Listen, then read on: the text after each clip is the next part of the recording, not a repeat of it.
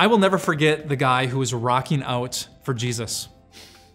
I was visiting a church that was very emotional, very expressive, and there was a guy standing in the front row in his Sunday best. Full suit, tie, and bright white tennis shoes. But I soon found out why he wore the shoes. He was jumping and celebrating and praising Jesus. But before I laughed at the guy, I listened to the song that he was praising. It was a song that said, "I am a friend of God. I am a friend of God. I am a friend of God. He calls me friend." And I realized with those words that this guy was right. Can you imagine not just to be a child of God or a servant of God or a disciple of Jesus, but a friend of God?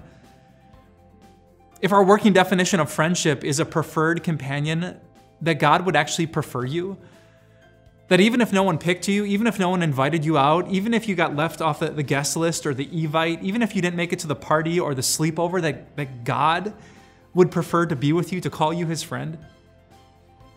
You know, back in the day when people wanted to rip on Jesus, they made this accusation.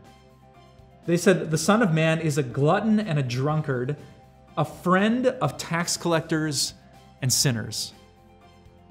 But I don't think Jesus wasn't insulted by the insult. He wasn't ashamed to be called the friend of sinners.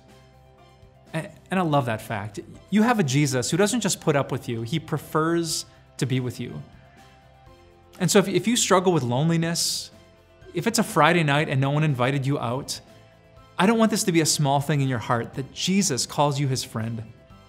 Maybe you want to buy a pair of bright white tennis shoes and start to dance and praise and worship, because what in the world could be better than the God of heaven and earth preferring to be your companion, preferring to call you his friend? Would you like these videos sent to your email? Just click on the link in this post. We'd be thrilled to send them over to you so you gain more peace in Jesus. And we'll make sure that you don't miss out on an ounce or a day of God's grace. And we'll see you tomorrow.